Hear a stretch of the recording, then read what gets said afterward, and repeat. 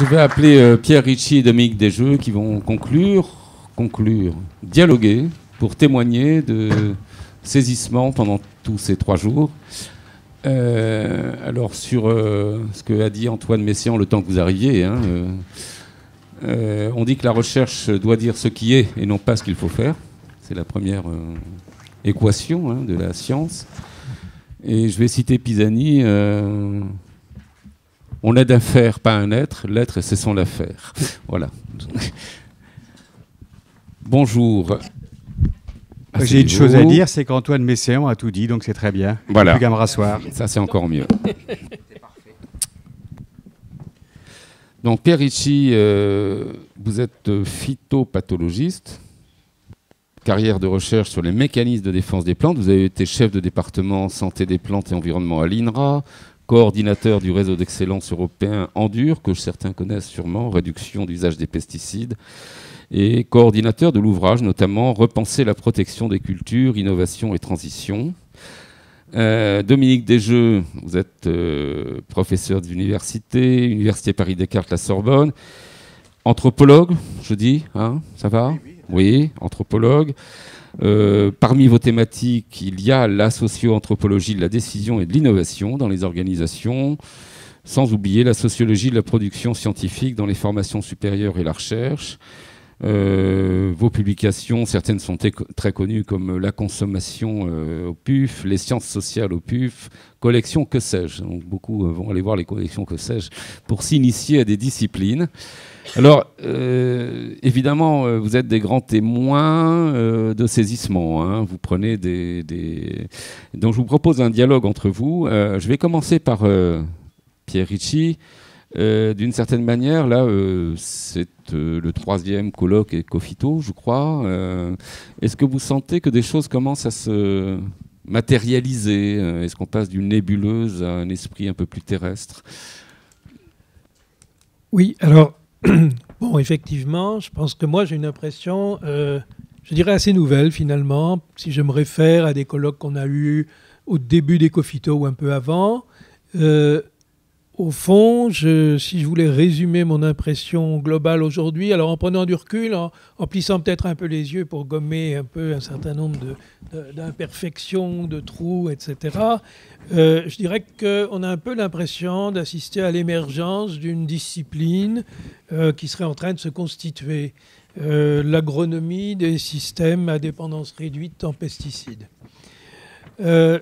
Donc je dis ça par contraste effectivement avec les situations antérieures où souvent on avait des projets qui nous donnaient un éclairage ponctuel sur tel ou tel aspect particulier et puis on avait peut-être un peu envie d'extrapoler ou d'intrapoler avec des idées générales qui reposaient là sur des bases fragiles.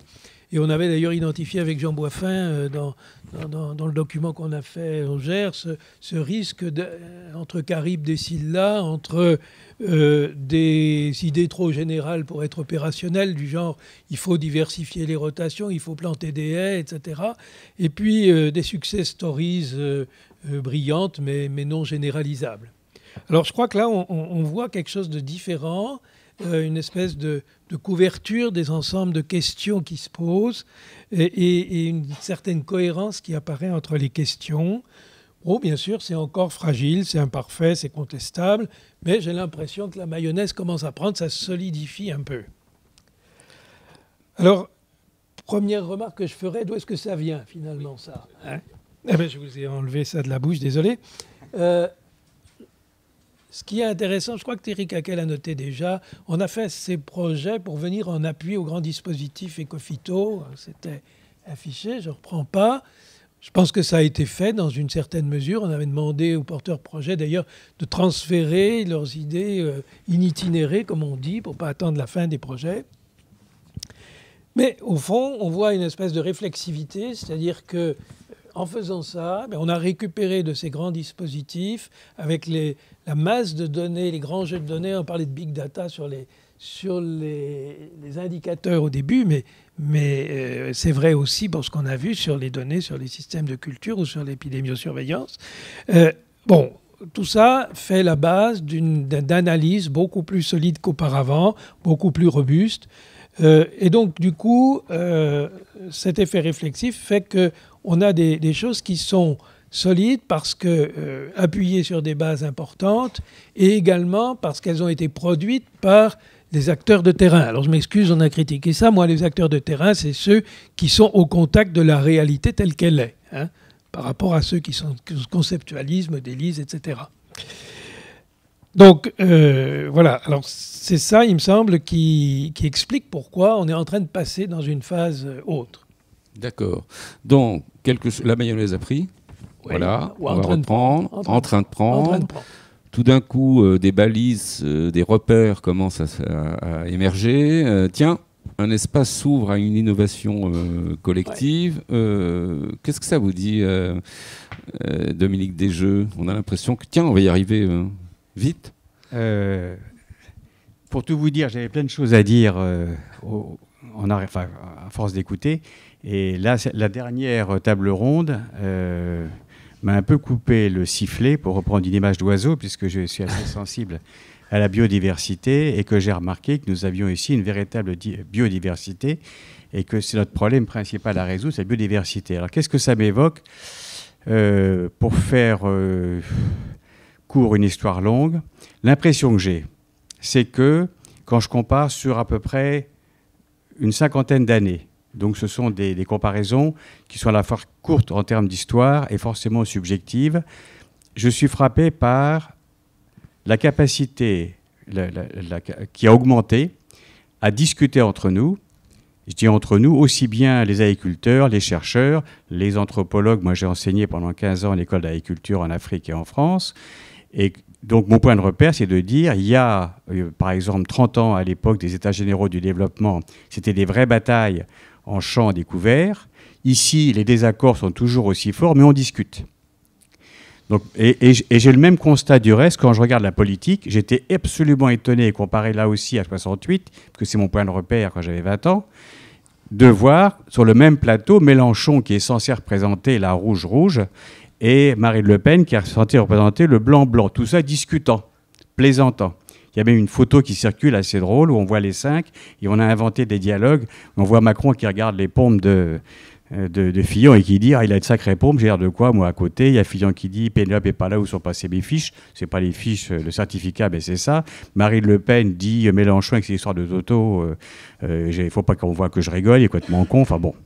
Donc ce qui me frappe ici, c'est la capacité déjà à exprimer et à discuter alors que les positions ne sont pas plus proches. Quand on entend les coopératives de dire votre système de règles, c'est une vraie usine à gaz, ce que je crois assez volontiers, puisque une de mes spécialités, c'est la liste des administrations, c'est vrai que c'est une usine à gaz et que ça va coûter quand même entre 600 000 €, je ne sais pas quoi. Est-ce que pourtant la règle est illégitime? Je ne crois pas non plus, il faut bien faire des règles. Mais je vois qu'on peut en discuter. Et donc je comprends ainsi quelque chose que je trouve assez intéressant, qui est l'appel aux sciences sociales et aux sciences humaines. C'est-à-dire pourquoi on fait appel à nous aujourd'hui, alors qu'on n'est pas mieux qu'il y a 50 ans ou qu'il y a 40 ans où on ne nous demandait rien. Et quand on intervenait, je prends un mot scientifique, on faisait chier tout le monde parce qu'on ne nous demandait pas. Aujourd'hui, nous avons un marché devant nous. On nous demande, on nous aide, vous vous rendez compte? C'est un progrès énorme. C'est parce qu'on se rend compte, et c'est pour ça que j'ai oublié encore son nom, le dernier qui a parlé, que je ne connaissais pas avant, mais j'ai trouvé tout à fait intéressant. Il dit deux choses, deux conclusions importantes par rapport, j'allais dire, aux sciences humaines. La première, les sciences humaines expriment une demande de plus de négociations, de plus de discussions entre les acteurs de l'agro-système en général. Et donc, quelque part, on fait l'hypothèse que les sciences humaines ont une capacité à faire négocier les acteurs entre eux.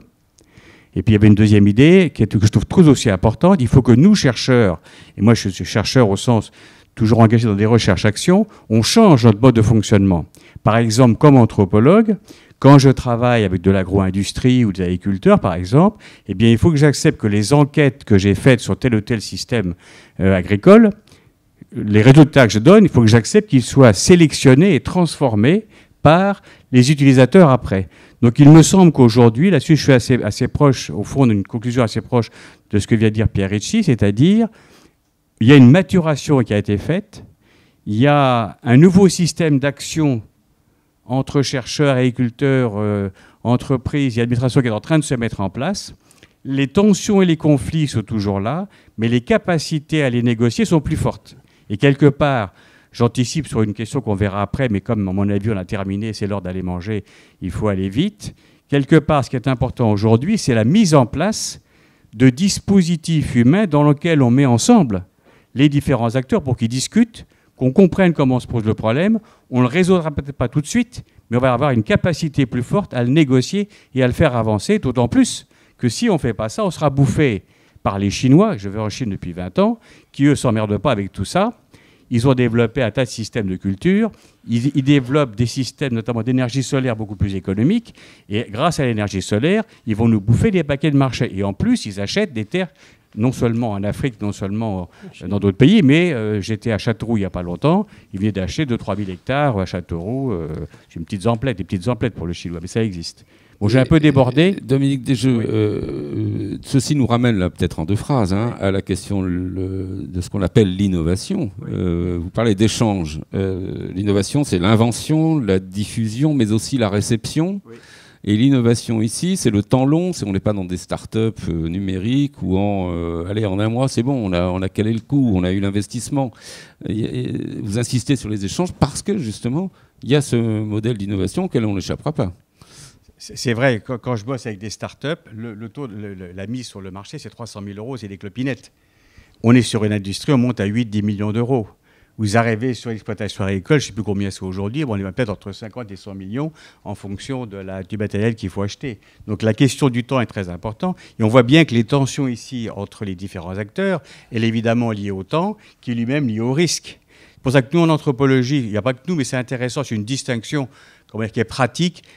L'invention, c'est le moment où on crée une nouvelle idée. C'est exactement ce qui a été fait, par exemple, dans ce qui a été décrit sur tous les modèles de systèmes agricoles qui ont été là. On invente, au sens, on va produire une modélisation sur des modèles des systèmes agraires, des microsystèmes agraires. L'innovation, c'est le problème principal, c'est le processus social. Ça veut dire on passe par un paquet d'acteurs, et il y a des acteurs qui vont être contre, d'autres qui vont être pour. Dans ce système de pour et contre, à chaque fois, comment chacun joue, c'est comme le mistigris, ou ce qu'on appelait autrefois un bâton de merde, pour prendre un mot plus scientifique.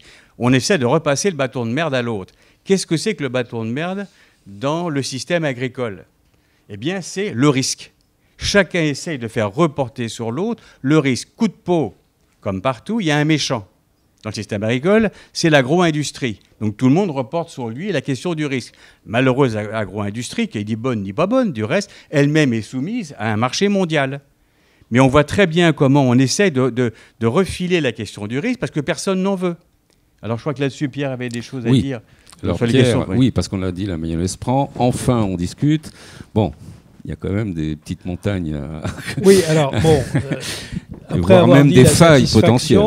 Satisfaction aussi, puisqu'il y a 5 ans ou 6 ans, on était en train d'élaborer ces appels d'offres avec une certaine idée de ce que ça donnerait. Donc, bon, effectivement, je pense qu'on a fait un grand pas. Et je suis content, Dominique, que tu aies insisté sur le fait que, finalement, le fait de mieux comprendre, d'avoir mieux balisé, ça permet de discuter de façon plus apaisée. Ça permet d'enseigner aussi, on a dit hier, d'enseigner pas seulement les controverses, il ne faut pas les occulter, mais aussi un corpus, finalement, de connaissances qui va se conforter. Alors, il y a effectivement, j'aimerais faire 2-3 recommandations maintenant, d'amélioration. Bon, il y a une imperfection majeure dans ces dispositifs qui, par ailleurs, sont remarquables et représentent quand même une contribution considérable de la puissance publique à Ecofito, tous ces grands dispositifs. Moi, la première fois que j'en ai entendu en parler, je me dis, ils sont un peu fous là-dedans, vous vous rendez compte? Aucun pays n'a fait ça. Hein, bon. Voilà. L'imperfection majeure que je vois, c'est qu'on reste avec une disjonction entre les systèmes de recueil sur les pratiques et systèmes de culture tels qu'ils existent dans Défi et sur les aspects biotiques, sur les aspects biotiques, les pressions du haut bioagresseur telles qu'ils se font dans le BSV. On a vu, et ça a été souligné à la fois par Jérôme Julien du côté de la surveillance biologique du territoire et par Émeric Pillet du côté des filles, on manque de ce lien qui permet de mieux comprendre. Bon. Et il y a des conséquences assez graves à ça. Finalement, ça affaiblit notre capacité d'interpréter les données. Et je crois que Thierry Bourdin a rappelé tout à l'heure, finalement, qu'on a des situations... Quand on dit ces situations sont très proches, donc on va comprendre comment on peut passer de l'une à l'autre. Oui, mais après tout, il nous manque des éléments, et ces éléments sont très largement, je pense, du côté des bioagresseurs qui sont mal connus. Et puis, ça affecte la capacité, effectivement, de prendre en compte, dans la conception des systèmes de culture, toutes les méthodes de type prophylaxie, etc., tout ce qui permet de gérer le cycle des bioagresseurs, parce qu'effectivement, on n'a pas les éléments de référence pour juger ça. Et à contrario, ça ne permet pas d'inclure dans l'analyse des risques du BSV tout ce que peuvent apporter les pratiques. Donc là, on a quand même quelque chose qui est une faille, à mon avis, dans le système. Alors, quel remède? Je n'ai pas la solution. Je lance ça pour que le CSORI ou les personnes compétentes s'en emparent. Et juste dire qu'à mon avis, ce n'est pas juste un problème d'interfaçage à donner à un informaticien, parce que si cette interface n'existe pas, c'est parce que les deux dispositifs ont été construits avec des visées différentes, bien entendu, et résultent de logiques différentes. Donc il y a un travail, je crois, de concertation, où peut-être l'anthropologue des organisations aura des choses à dire pour arriver à résoudre ce problème-là. Alors, je ne sais pas si on a le temps de dire deux mots là-dessus. Si. D'ailleurs, il l'a soulevé. Oui. Ne serait-ce que l'information. L'information, c'est pas neutre. Vous savez, il y a des enjeux de pouvoir dans l'information, y compris dans la science. D'accord. Et ça peut menacer les échanges d'informations, les échanges tout court dont vous parliez. Alors, comment on évite la menace? Comment on évite la menace? On ne peut pas éviter les menaces. Et je voulais faire une introduction d'abord simple à ça, qui est de dire, surtout, il faut avoir peur. Très souvent dit, il ne faut pas avoir peur. Il y a un pape qui a dit « n'ayez pas peur ». Je ne suis pas contre les papes, mais là, je pense qu'il n'a pas dit une chose tout à fait vraie, malgré son infaillibilité pontificale, parce que si on n'a pas peur, c'est très dangereux. J'ai oublié la phrase tout à l'heure que tu citais, on est toujours inquiet, donc on est encore en vie. Donc il faut avoir peur. Le problème, ce n'est pas la peur, c'est ce que j'appelle le camembert de l'angoisse ou le camembert de la peur. Les gens qui ont zéro peur, on ne fait rien avec eux. Entre 1% et 70%, c'est des faux chiffres. Ça, c'est bien, ça conduit à l'action. 70%, ça conduit à l'inhibition. Donc la question, ce n'est pas d'avoir peur. Il faut avoir peur. Il y a plein de dangers. C'est comment on gère la peur. Ça, c'est effectivement très important. Donc dans la peur, qu'est-ce qu'il y a? Il y a l'information. L'information, c'est du pouvoir. C'est pas neutre uniquement. Toute notre formation scientifique nous fait croire que l'information est neutre. En réalité, ce n'est pas du tout neutre, même si la science peut être neutre, entre guillemets, admettons-le par parenthèse, en mettant de côté tous les débats là-dessus. On arrive à des résultats, en tout cas, objectivables. N'empêche que les informations qu'on a, elles ne sont pas neutres, parce que c'est notre position dans le système d'action qui peut être menacée, on peut être mangé par d'autres si on partage l'information. Surtout dans notre société dite en France, je trouve que c'est assez vrai en termes d'opinion. Je ne sais pas si c'est vrai en pratique. Si on est vraiment une société de méfiance, quand on regarde tous les sondages, les Pew internationaux, on est toujours les plus méfiants partout, les plus confiants étant plutôt les Danois, pour d'autres raisons, parce que peut-être qu'il fait 6 heures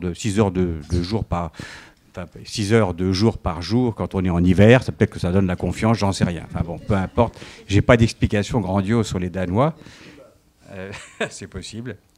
Mais le point qui est intéressant, c'est que on a des paquets d'informations. On a vu ici, on a beaucoup parlé d'échelle à la fin, qui est pour moi un problème effectivement central, puisqu'on est parti de la molécule. On est même arrivé à un moment passionnant sur les... J'ai oublié le nom, là, toutes les petites bêtes qui bouffent les tomates, là, les euphobus, les éphelobus, je ne sais pas quoi. Il y en a un qui s'appelait Confusus. Pas Confucius, mais Confusus. Et je me suis dit, c'est extraordinaire. Il a réussi à transformer en roman policier la façon dont on va gérer les insectes pour qu'ils bouffent le bon et pas le mauvais, etc. C'est assez extraordinaire. On est quand même à des échelles relativement micro. Puis on est monté un peu plus haut, on arrive aux coopératives, on arrive au système de culture, on arrive au système économique. Puis après ça, on peut monter au système européen qui a été évoqué, puis à toute la géopolitique. Donc on passe notre temps à varier suivant ces systèmes. Et là-dedans, il y a de l'information qui se balade, et cette information, elle est fondée sur l'incertitude. Et donc, le problème principal, on a besoin de ces informations, mais produites à des paquets d'échelles différentes. On en a besoin. Donc, le nouveau métier à mettre en place, il y en a deux. Enfin, je dis deux, il pourrait y en avoir 10, mais je vois en tout cas 2 axes stratégiques à mettre en place. Le premier, c'est un métier de capacité à gérer. C'est le métier de ce qu'on appelle aujourd'hui les experts en big data. qui devraient être aussi experts en small data. Moi, je suis en small data, d'autres sont en big data. C'est ce qu'on appelait autrefois, peut-être qu'il y en a qui s'en souviennent, les SIG, les systèmes d'information géographique, mais qui coûtaient très cher à l'époque, alors que ça ne coûte rien aujourd'hui. Donc le métier aujourd'hui qui émerge, ce n'est pas celui qui va coordonner les informations, c'est infaisable humainement. C'est plus fort que ça, c'est celui qui va utiliser toutes les informations pour en produire une nouvelle. Et une nouvelle qui sera stratégique. Donc au lieu de passer toute son énergie bureaucratique, j'ai eu pas mal d'enquêtes là-dessus, notamment il y a une vingtaine d'années, toute son énergie à coordonner des bureaucraties qui sont incoordonnables, il va dépenser son énergie à récupérer de l'information et à la traiter, lui ou à plusieurs, peu importe, hein, et à la traiter pour produire une information nouvelle et stratégique pour les agriculteurs ou l'agro-industrie. Et le deuxième métier que moi je vois très bien émerger depuis 10-15 ans en sciences humaines, c'est ce métier qui correspond donc à ce qu'on appelle des dispositifs, ce qu'on appelle l'intermédiation, etc. Ce sont tous ces métiers où on va réussir à mettre ensemble tous ces acteurs, à les faire discuter, soit pour voir plus clair, soit pour créer une feuille de route sur 6 mois, 2 ans, 3 ans, 4 ans, 5 ans, avec des actions à réaliser, et pas simplement des idées à débattre, mais des actions à réaliser, mais qui auront été discutées à travers ces dispositifs. Ce sont des métiers nouveaux pour moi, hein, et qu'on voit très bien apparaître, j'allais dire, dans les discussions qu'on a ici. On voit très bien leur utilité, en tout cas. Très bien. Juste pour... dans des zones d'innovation, on dit « toute l'info doit circuler, ne cachez rien ». Parce que justement, c'est là qu'on peut choper d'autres... et par ailleurs, sur la peur, c'est Socrate. Face à un soldat téméraire, t'es courageux ? Oui. Tu as peur ? Jamais. Donc tu n'es pas courageux. Pierre Richy. Oui. Alors on parle de dispositifs. Voilà. Il s'est exprimé de manière assez générale, j'ai dit en 2 mots, un besoin d'innovation plus groupée, plus collective, à d'autres échelles.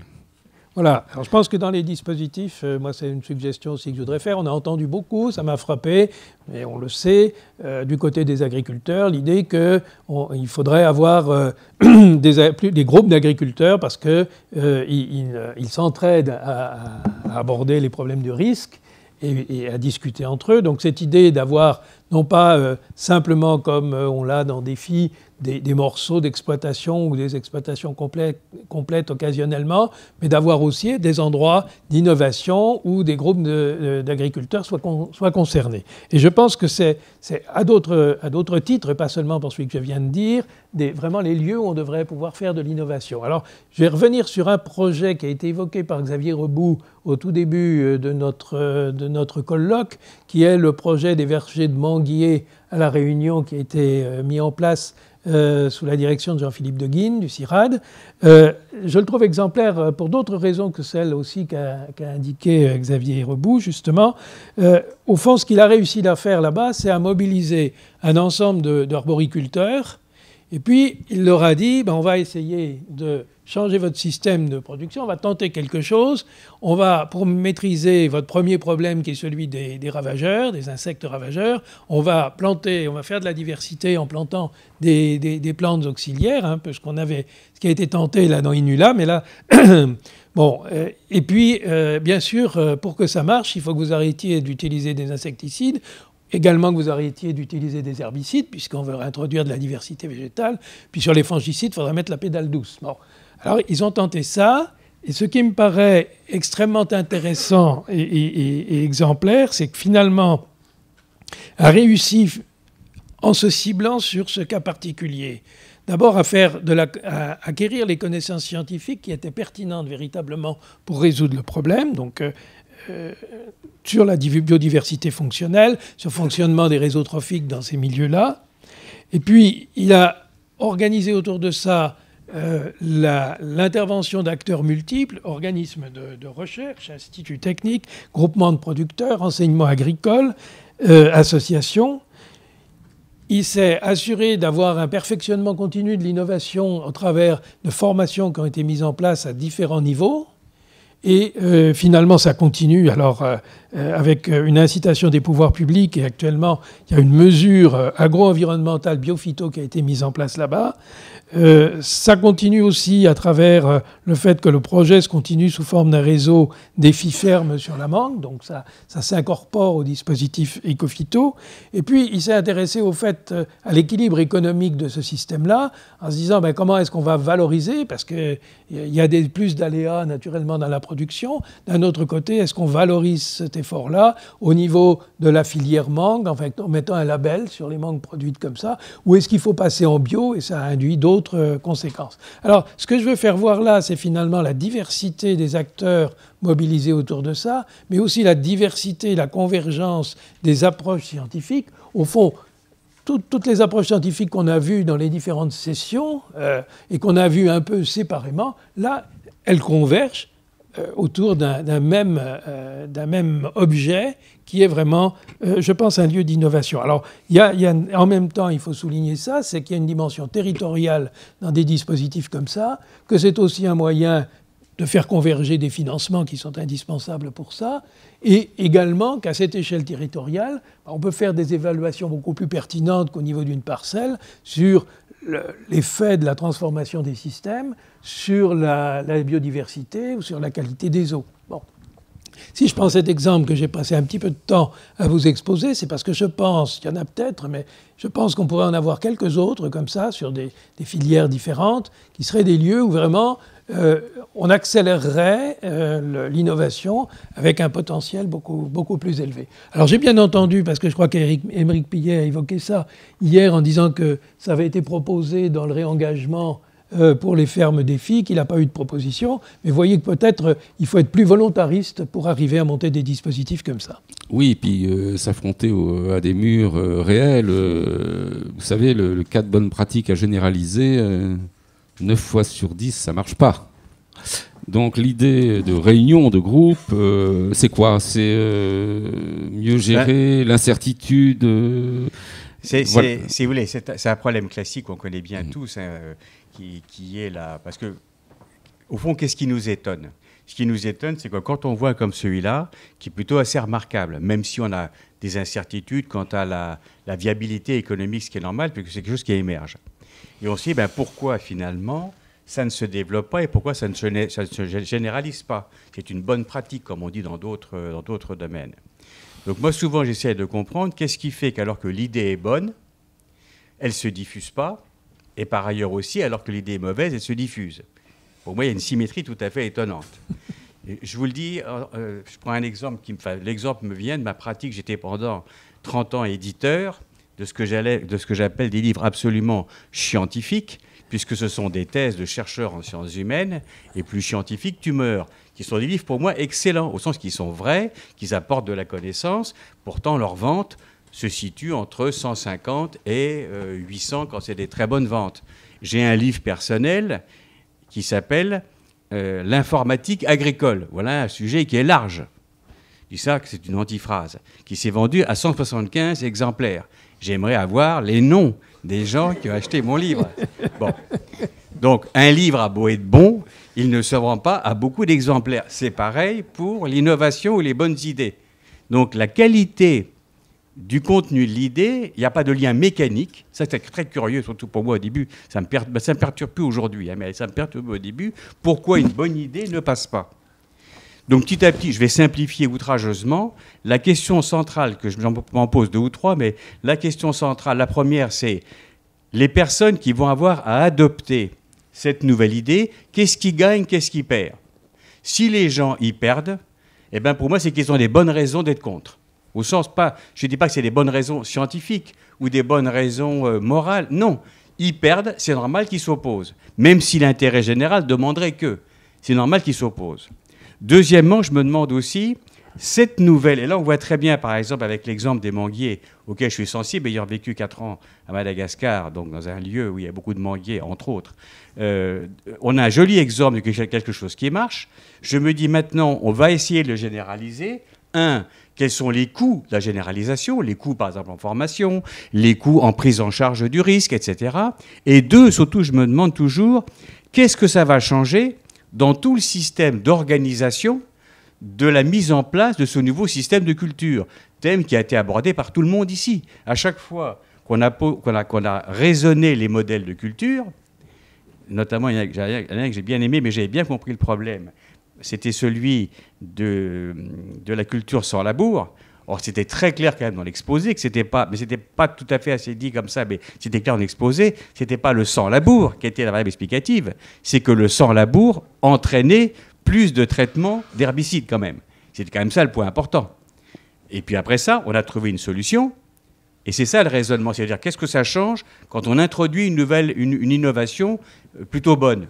Eh bien, une des solutions a été proposée dans la salle, ça a été de dire peut-être que la solution n'est pas dans le labour ou n'est pas dans le sans-labour, mais avec un système alternatif. Peut-être 3 ans sans labour et 1 an de labour. Je trouve ça intéressant.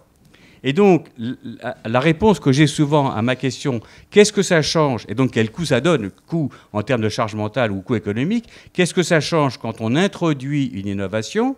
Elle va souvent se résoudre si on accepte des ambivalences. Ça veut dire qu'on accepte des choses, ça va résoudre des problèmes, mais ça va en créer d'autres. Et ce que j'ai appris là vraiment pendant 2 jours au sens très concret, c'est que toutes les solutions alternatives étaient bien alternatives et solutionnaient une partie des problèmes, mais en créaient d'autres. Et ça, c'est important à se rendre compte. Ça veut dire que, et ça c'est Pierre qui m'a soufflé la solution, un développement durable n'est pas un développement stable. Et je trouve la formule très jolie. Et moi, elle me va très bien parce que je pense que la vie est plutôt compliquée et plutôt dure au quotidien et qu'on passe son temps à évoluer. On surfe sur la vie. Et donc, on aimerait bien trouver des solutions durables et stables. En réalité, il n'y a pas de solution stable. Et je suis frappé par un mot que je n'ai pas vu avant. Je vais vous dire pourquoi je suis frappé. On parle maintenant de l'agriculture conventionnelle, qui est donc l'agriculture qu'on connaît aujourd'hui, mais qui n'était pas conventionnelle en 1970. C'était vraiment une agriculture qui était non conventionnelle. Et donc, ça montre bien que sans arrêt, on est en instabilité. Le conventionnel, c'est la stabilisation qu'on a trouvée pendant un certain moment. On rentre dans une transition écologique et environnementale qui est un problème évidemment général dans lequel est insérée l'agriculture, mais qui va peut-être se stabiliser un petit peu, mais qui sera aussi instable. Il faudra réinventer je ne sais pas quoi d'ici 20 ou 30 ans, parce qu'on aura découvert tous les effets pervers ou les effets inattendus de l'agriculture alternative. C'est tout à fait normal. Donc notre mentalité, ce sur quoi il faut évoluer, c'est accepter, ce qui est fatigant, de sans arrêt évoluer. Alors on le fait assez bien, plus ou moins, avec les nouvelles technologies. Pour moi, c'est le meilleur exemple aujourd'hui. Il y a des jours, je suis fatigué d'apprendre des nouvelles technologies avec mes applications d'iPhone ou avec mon ordinateur ou je ne sais pas quoi encore. Mais je me force quand même à le faire, pas pour toutes. Parce que je me dis, si je ne le fais pas, je vais me retrouver décalé, je vais me retrouver, je ne sais pas quoi, pas adapté au changement. Et en agriculture, pour moi, je vais m'arrêter là. Vous savez, quand on veut continuer, on dit, je vais m'arrêter maintenant, puis on continue comme ça 5 minutes. Donc, je vais m'arrêter maintenant là-dessus. Il y a 2 milieux innovants, en plus de l'industrie. Quand on parle d'innovation, on l'attribue souvent à l'industrie, parce que c'est vrai que c'est le plus spectaculaire. Pour moi, il y a 2 milieux innovants auxquels on ne pense pas quand on n'est pas dans l'agriculture. Les 2 milieux, c'est l'agriculture. Je trouve que ça innove énormément depuis, je ne sais pas moi, 200 ans, et depuis 50 ans encore plus, ça passe son temps à innover. Regardez combien ça bouge l'agriculture, alors que c'est un système lent. C'est un système qui demande au moins 4 mois sur des rotations courtes, et probablement, je ne sais pas combien, 10 ou 15 ans dès qu'on est en arboriculture, et je ne parle pas de la forêt. J'ai vu mon père planter des sapins. Ils sont peut-être coupables aujourd'hui, c'est possible. Et deuxième lieu auquel on ne pense pas, qui est hyper innovant aussi, si vous regardez bien, c'est la grande distribution. Parce que la grande distribution est soumise directement à tous les changements liés au consommateur qui, lui, passe son temps à évoluer, et donc il s'adapte sans arrêt. Et c'est intéressant de comprendre cette force, cette capacité qu'a l'agriculture. C'est pour ça qu'elle râle tout le temps, parce qu'elle passe son temps à changer. Et donc, parce qu'elle est inquiète, elle survit. Merci Dominique. Alors, Pierre Richy, demain, justement. Voilà, je pense effectivement, et je reviens à ce que j'ai dit au début, il y a des choses qui se solidifient un peu. Je crois qu'on a une avancée. Il ne faudrait pas que ça s'arrête là. Et d'autre part, on a entendu beaucoup de demandes, finalement, d'une part, pour qu'il y ait plus d'interaction entre les projets, et plus d'interaction des projets avec les dispositifs, avec les coopératives, avec les utilisateurs en général, avec les chargés de plans éco-phyto à différents niveaux, etc. Donc, Je rappelle simplement que dans la gestion de ces projets, on s'était particulièrement impliqué dès le début pour insister sur tous ces aspects-là. Mais bien sûr, à l'arrivée, on voit encore que les connexions ne sont pas complètement faites, loin de là, et puis qu'on n'est pas arrivé au bout. Alors, on a eu le contre-exemple ce matin avec Dexipea, mais encore... finalement, pas Dexipea, avec Dexifruit, pardon. Et encore, on a vu que ça ne s'appliquait pas peut-être bien à certains dispositifs ou à certains ou au CEPP ou quelque chose comme ça. Donc, il y a encore une étape à faire et il ne faudrait pas la louper, c'est-à-dire dire on repart sur de nouveaux projets en oubliant tout ça. Ce qui arrive très souvent, hein, il faut bien se rendre compte de tout ce qu'on perd finalement, parce que sur des projets à 3 ou 4 ans, c'est vachement court, et que quand on arrive au bout et qu'il faut valoriser ou qu'il faut mettre en forme des produits utilisables ou qu'il faut les transférer, ça demande beaucoup d'énergie, de temps, et c'est généralement, on ne le fait pas, on n'arrive pas à bien le faire. Donc, moi, le message que j'envoie au CSO IRIS, c'est mettez en place un dispositif et un financement pour qu'il y ait une suite à ça. Et cette suite, c'est d'une part d'être capable effectivement de coordonner les sorties là où on en a besoin. On l'a entendu, pour faire de l'évaluation multicritère, on a besoin d'un indicateur d'impact ici, et c'est un autre programme qui a justement travaillé cette question, etc. Bon, donc il y a vraiment un problème d'assemblage à faire aujourd'hui, et puis un problème d'adéquation aux besoins des utilisateurs en sortie. Et donc ça c'est important qu'il y ait les moyens de le faire aujourd'hui. Et je dirais que pour le faire, et pour que ça marche, Antoine Messéan a déjà donné la solution, donc on ne va pas laisser le suspense, mais je crois qu'effectivement, quand on est à ce stade des projets, c'est plus finalement aux scientifiques d'être les pilotes, il faut qu'ils soient encore là, puisqu'ils sont essentiels à la compréhension du projet, mais c'est quand même aux utilisateurs à prendre le manche et à voir comment ils vont adapter les choses à leurs besoins. Merci beaucoup à vous deux. Bravo.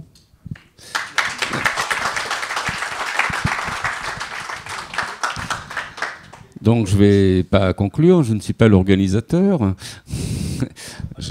Je voulais simplement dire que sur les sujets pesticides, ce sera notamment traité à la prochaine université, aux prochaines controverses européennes de Marciac, dont l'intitulé est « L'homme, la nature, la technique, la guerre des trois aura-t-elle lieu ?» Je vous invite à y venir. Il y a du monde, y compris de toute l'Europe, donc il y a un regard interculturel sur des questions que vous avez soulevées. Voilà, merci à tous. Remercier les intervenants, on peut le faire, les organisateurs et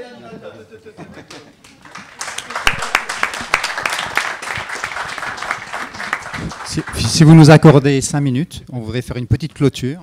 Voilà.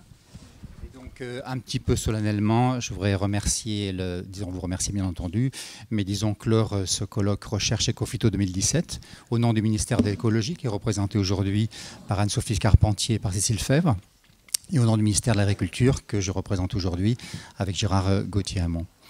Voilà, donc l'avenir dans les médias, on voit très bien que ça pourrait être zéro pesticide. Mais personne n'est d'accord, tout le monde est d'accord là-dessus, au moins au niveau des médias, mais personne n'est d'accord sur quand et comment. Mais on voit que ça passe par le développement de connaissances, notamment par la biologie, qui est à l'honneur plus que jamais. Il y a eu, pendant ces 3 jours, mais moi j'ai été témoin ce matin, beaucoup de résultats. Donc c'est quand même quelque chose qu'il faut saluer. Des résultats qui ont entraîné des débats. Et ces débats sont utiles et sont nécessaires pour les travaux qui vont venir et pour les résultats de demain. Je voudrais à ce sujet, à propos, remercier beaucoup notre animateur qui a largement favorisé ces débats. Et je passe la parole à Gérard Gauthier-Hamon. Bon, voilà, nous allons bientôt approcher de la fin du colloque, mais avant que vous ne partiez tous, j'aimerais vous parler de la valorisation qui va suivre ce grand événement.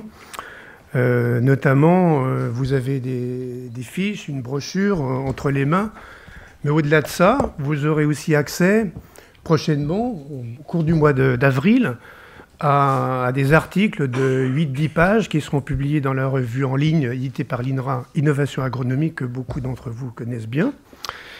Il y aura aussi également un 4 pages, donc un document écrit sur le colloque. une série d'interviews, parce que la plupart d'entre vous avaient été sollicités par Christophe Dehaume de la mission agrobiosciences, caméra au point, appareil photo, etc.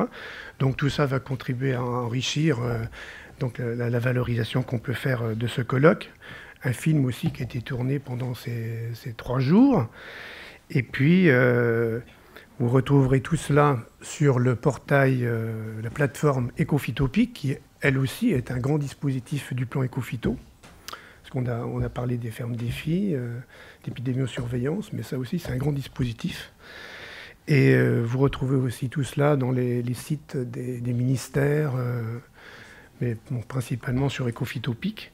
Et un autre document important auquel vous aurez accès, c'est la stratégie nationale de la recherche et de l'innovation, qui aujourd'hui est sous un format quarantaine de pages, qu'on peut retrouver en ligne, mais qui sera présenté aussi, je pense, prochainement, les prochaines semaines, sous un format très simplifié, 4 pages, et avec une vocation d'accès à un grand public.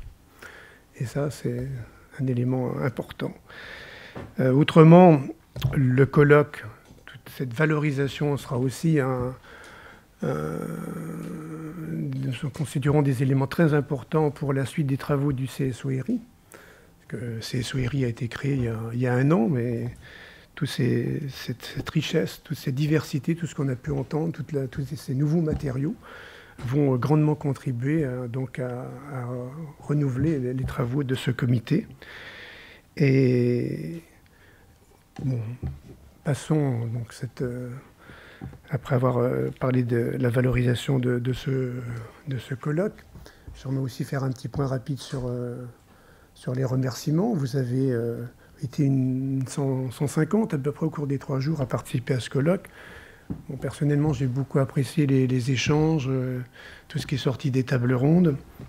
Alors je voudrais remercier les pères fondateurs, en quelque sorte, des appels à projets, tant pour le programme pesticides que pour PSPE, donc le comité d'orientation, comité scientifique pour pesticides, le groupe d'experts recherche Ecophyto, hein.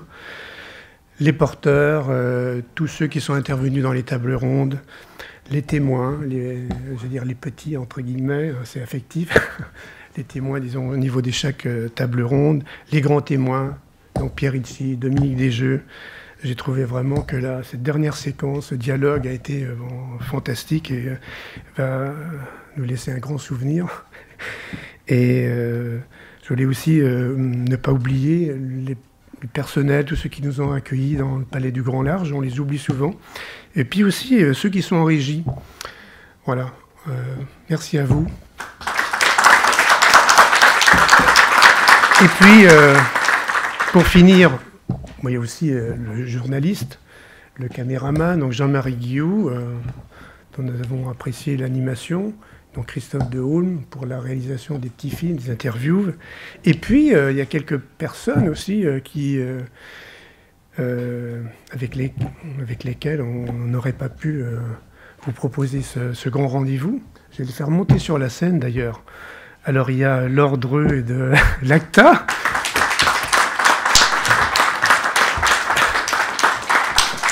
Une autre personne clé qui est Romain Goffo, donc la Fondation de la recherche pour la biodiversité. Et puis, dans l'équipe, voilà, on est 3, mais il y a aussi une personne très importante, donc, qui est mon homologue au ministère de l'Environnement, que vous connaissez bien, qui a l'occasion d'introduire le colloque avec Cyril Cao, et donc Anne-Sophie Carpentier.